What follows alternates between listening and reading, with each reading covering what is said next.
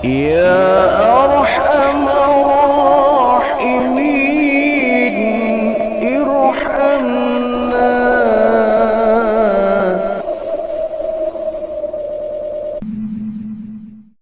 Maka itu hukumnya adalah wajib, ya. Memberikan penghidupan, memberikan pengayoman, memberikan kesejahteraan kepada yang dia tanggung. Tentu ini hukumnya adalah wajib, ya. Kalau kita melanggar aturan ini, maka tentu akan dihukumkan sebuah dosa, ya. Seorang bapak misalkan dia diberikan tanggung jawab keluarga, ya, anak istri, maka tentu ini wajib baginya untuk memberikan nafkah, ya. Apa yang dia makan harus pula bisa dimakan oleh keluarganya. Anaknya, istrinya harus minimal sama yang dia makan. Jangan sampai seorang bapak kepala rumah tangga dia hanya asik makan di luar, ya, dengan makanan yang lezat-lezat, makanan yang asik, yang mahal. Sementara anaknya, istrinya di rumah tidak pernah misalkan diberikan makanan yang enak. Ini zalim, ya. Betul dia yang mencari uang, ya. Betul dia yang mencari penghidupan. Tetapi anak dan istri merupakan titipan dari Allah yang wajib untuk diberikan nafkah, ya. Maka dalam fikih kemudian ada 3 sebab, ya. Ada 3 sebab seseorang wajib memberikan nafkah. Yang pertama dengan sebab keturunan, ya, artinya seorang bapak, seorang orang tua yang sudah memiliki anak, maka dia darah dagingnya ini wajib untuk dinafkahi, ya. Jangan sampai ada seorang bapak yang dia pelit kepada anak dan istrinya, ini kacau, ya. Ini kacau. Pernah, ya, ada satu riwayat istri dari Abu Sofyan pernah mengadukan kepada baginda Rasulullah, ya. Ya Rasulullah, kenapa? Suamiku, iya, Abu Sofyan sangatlah pelit, kikir dan bakhil kepada kami keluarganya. Dia asik-asik makan di restoran umpama, ya, di tempat yang mahal, sementara kami anak istrinya tidak pernah diberikan makanan yang enak, pelit sekali. Dia hanya sedikit saja memberikan nafkahnya kepada kami. Nah, maka kata baginda Rasul, khud min malihi bil ma'rufi ma yakfiki wa yakfi baniki. Ambillah hartanya, ya. Ambil dari hartanya itu dengan cara yang baik untuk kau manfaatkan dirimu sendiri dan untuk anakmu. Jadi istri dari Abu Sufyan mengadu kepada baginda Rasulullah, ya Rasul, suamiku sangat bakhil dan pelit. Dia kalau mendapatkan uang gak pernah dibagi kami. Dia hanya asik makan di tempat-tempat yang mewah, ya. Sementara kami, saya dan anaknya dia tidak pernah diajak makan keluar, tidak pernah dinafkahi. Dia hanya hidup sendiri saja. Maka kata Rasul, kau ambillah. Kau ambil dari hartanya dengan cara yang baik. Karena itu hakmu, ya. Itu hak kamu karena kau adalah tanggungannya. Anakmu adalah tanggungannya yang harus diberikan nafkah. Maka wajib baginya untuk menafkahi. Kalau tidak kau boleh ambil. Misalkan, ya, ini sudah zalim. Ini sudah zalim karena dia membiarkan anak dan istrinya tidak dinafkahi, maka dia boleh mengambil uangnya tanpa sepengetahuan dia misalkan, ya. Tetapi jangan dengan cara yang baik-baik. Ya, pertama kali meminta dengan baik, ya. Meminta dengan baik hak itu. Kalau kemudian dengan cara baik-baik tidak bisa juga, ya terpaksa karena istri, anak itu wajib dinafkahi, maka sang istri boleh mengambil, ya, mengambil miliknya entah itu uang, entah apa yang kira-kira bisa dijual dan bisa untuk makan. Lain cerita kalau umpama seorang suami tidak bakhil, dia memberikan nafkah untuk anaknya, istrinya dengan cukup dan wajar. Bahkan mungkin ada seorang suami yang dia ketika gajian semua dikasih ke istri, ya. Silakan kau atur ini uang. Ya. Silakan kau atur ini uang, mau kau belikan apa silakan, mau kau belanjakan apa silakan. Yang penting ya, saya sebagai seorang suami taunya ada makanan, ya. Taunya ada laukan, silakan kau belanjakan. Ya. Dan yang seperti ini berarti kan suami yang baik. Kalau yang baik seperti ini, jangan istri kemudian ya, berbuat yang tidak lazim, berbuat yang tidak pantas. Dia ngambil uang dari kantong suaminya, dia ngambil uang dari dompet suaminya, padahal yang diberikan kepada suaminya sudah lebih dari cukup umpama. Yang seperti dosa. Nah, tetapi kalau kemudian kondisi seorang suami ini bakhil dan pelit, ini masalahnya. Kalau dia bakhil dan pelit, sementara anaknya perlu makan, istrinya perlu makan, ya, banyak kebutuhan yang harus dipenuhi. Sementara suami punya uang, tapi uangnya digenggam erat dengan dia. Lalu istri, anak mau makan apa? Nah, boleh yang seperti ini kau ambil, kata Nabi, ya. Khudh min malhi bil ma'ruf. Kau ambil hartanya, tetapi bil ma'ruf, dengan cara yang baik, dengan cara, bukan cara yang brutal, ya, bukan cara seperti preman, tetap ada cara yang baik. Pertama kita minta dengan baik-baik. Mas, misalkan ya, anakmu tuh minta seragam umpama, ya. Aku juga sebagai seorang istri pengen ya makan yang enak, ya. Kau selama ini punya uang dipegang sendiri. Ngomong baik-baik dulu, ya, jangan langsung ya frontal yang kemudian menimbulkan percekcokan. Kalau ngomong baik-baik masih belum juga bereaksi, dia masih menggenggam erat uangnya, maka boleh dia ketika ya lengah kita ambil mungkin uang di dompetnya, tapi seperlunya, ya. Ma yakfiki, sebagaimana perlunya, ya, untuk dirimu, wa yakfi baniki, dan juga untuk anakmu, ya. Kau ambil seperlunya yang kira-kira kau bisa pergunakan untukmu dan untuk anakmu, karena dia sang anak, sang istri berhak untuk menuntut, ya. Bahkan dalam Syighah Taghliq itu kan diterangkan bahwa jika seorang suami tidak memberikan nafkah, itu kan 2 bulan lamanya dan sebagainya, itu kan bisa digugat yang seperti itu. Bisa digugat.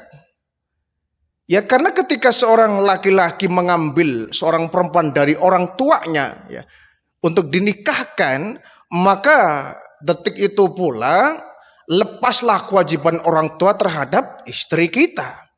Artinya istri kita menjadi tanggung jawab kita sepenuhnya, 100%. Seorang ibu dan bapak tidak lagi wajib menafkahi anaknya yang sudah nikah dengan pria lain, ya. Jadi kewajibannya sudah dialihkan kepada suaminya.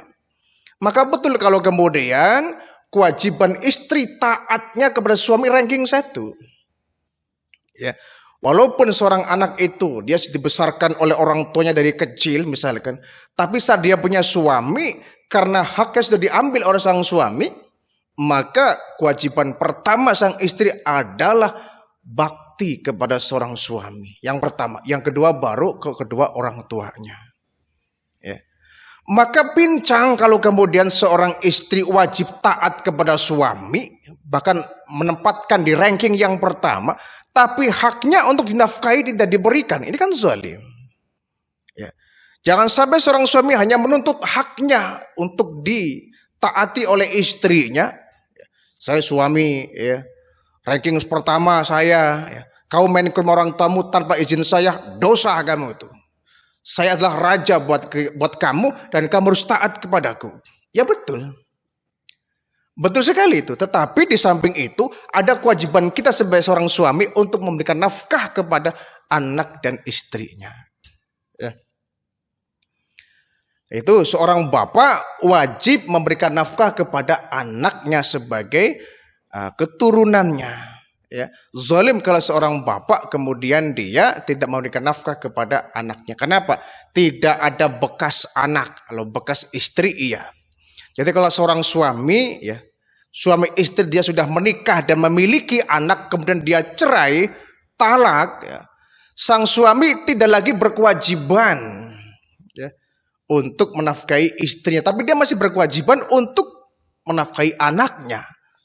Kalau istri masih ada bekas istri, mantan istri, tapi anak karena dia merupakan darah daging kita, tidak ada bekas anak gitu, ya. Jadi yang pertama, sebab-sebab nafkah itu karena adanya ikatan darah, ya, keturunan. Kita wajib menafkahi anak kita. Kalau yang bukan anak kita nggak wajib itu, ya. Tidak wajib menafkahi bukan anak kita, anak orang lain misalkan. Kecuali kalau dia yatim, nah ini berhak kita, wajib kita untuk memberikan santunan. Tapi beda ya, konteksnya beda. Kalau ada anak yatim, dia bukan anak kita, bukan famili kita, bukan saudara kita, tapi dia yatim. Maka ini hukumnya lain. Ini merupakan kewajiban kita memberikan santunan kepada sang yatim. Bukan bentuknya adalah nafkah. Bukan nafkah bentuknya, tapi adalah santunan. Yang kedua, sebab-sebab nafkah itu adalah karena adanya perkawinan tadi, ya. Seorang suami wajib memberikan nafkah kepada istrinya. Yang dia makan harus sama dengan yang di istrinya makan. Jangan sampai sang suami makan enak-enak tapi istrinya hanya makan seadanya, ya. Dosa kalau seorang suami kemudian dia nganggur, ya, nggak mau bekerja, nggak mau mencari nafkah, dosa. Kecuali memang sang suami ini memiliki penyakit, ya, memiliki kekurangan, dia sudah nggak berdaya, misalkan sudah nggak punya tenaga, kena penyakit, nggak bisa kemana-mana, ini lain soal. Tapi kalau seorang suami dia gagah, sehat, sempurna fisiknya, tidak cacat, apalagi masih usia-usia muda, tapi dia hanya ongkang-ongkang kaki di rumah, sementara istrinya yang peras keringat banting tulang, dosa itu. Ya. Misalkan istrinya pegawai negeri, ya, mentang-mentang sudah besar gajinya, suaminya malah enak-enakan di rumah, santai-santai, kumpul-kumpul dengan teman-temannya, istrinya yang malah bekerja. Ini kan terbalik. Yang harusnya mencari nafkah adalah sang suami, bukan sang istri itu. Kalau kemudian istri dia bekerja untuk membantu suami, ini bagus, ya, dengan syarat memiliki izin dari sang suaminya. Jangan sampai ada istri bekerja tanpa izin suami, nggak diizini suami, dia nekat bekerja, maka dosa. Ya, udah kamu gak usah kerja, ya, biar saya yang kerja. Enggak, gak enak di rumah. Enggak usah, kamu di rumah saja. Enggak, tapi gak enak di rumah, saya pengen bekerja. Suami melarang tapi dia nekat bekerja dan gak diridhoi suami, dan ini dosa. Ya, jadi seorang suami, seorang istri boleh dia berkarir, boleh dia bekerja, boleh dia berkarir setinggi-tingginya, tetapi harus izin suami.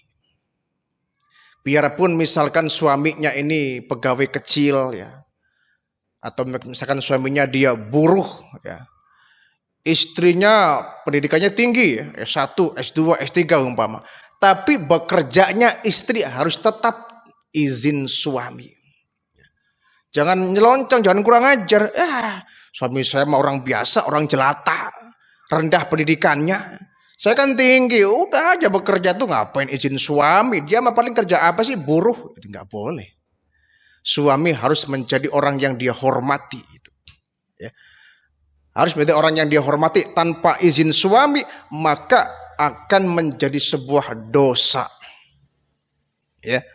Dosa bahkan bisa mengandung malapetaka itu, kalau tanpa izin dari seorang suami. Ya.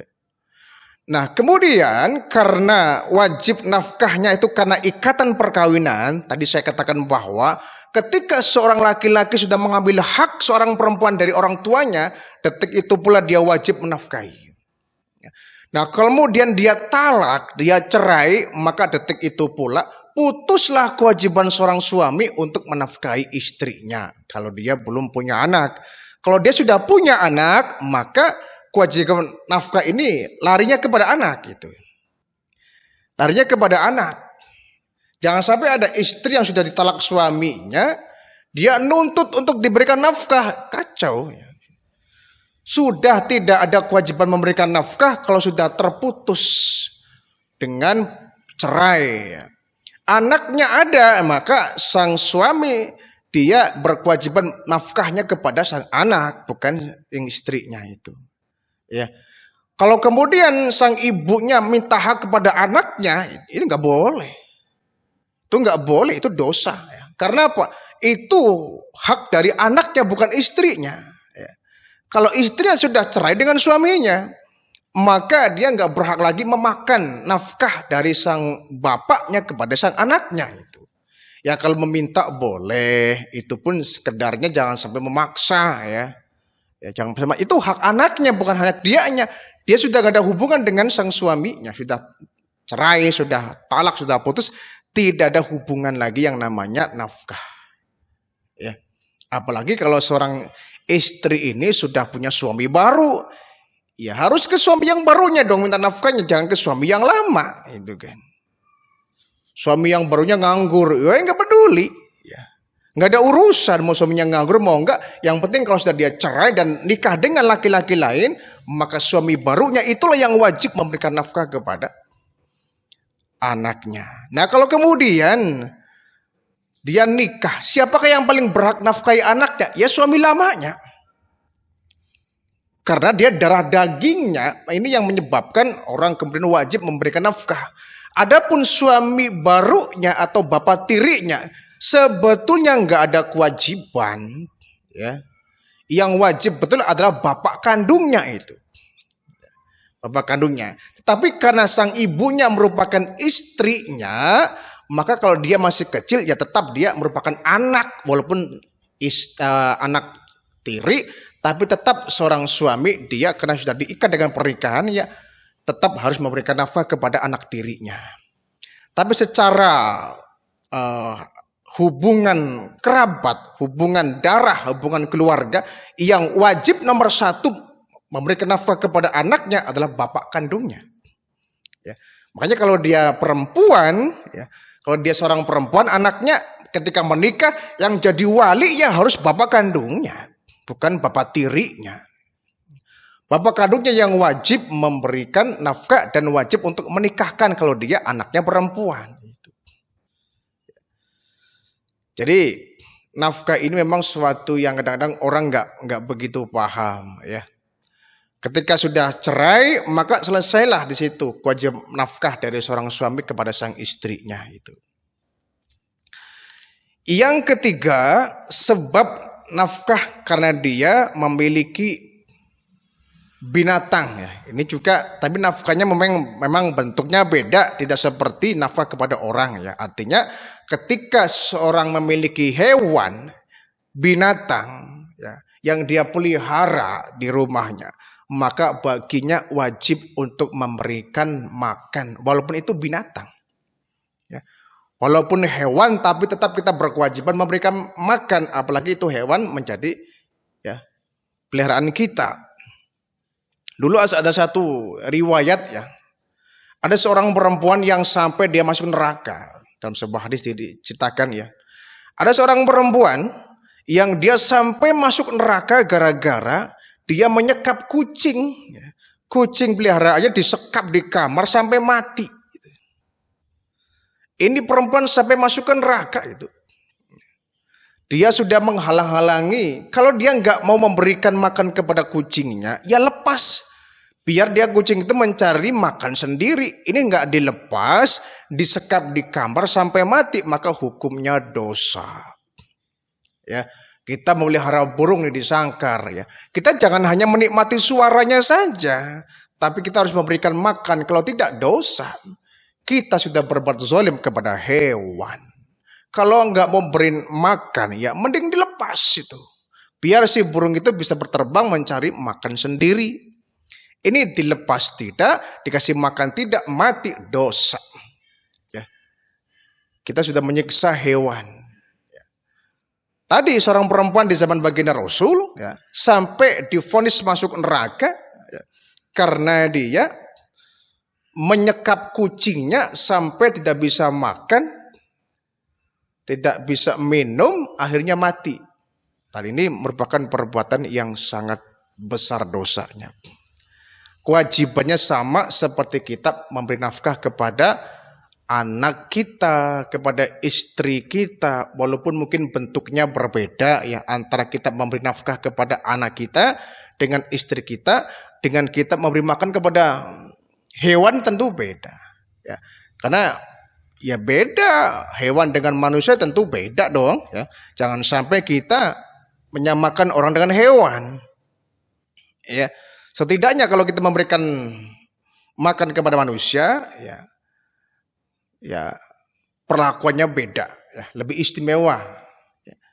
Ketimbang kita memberikan nafkah kepada hewan peliharaan kita.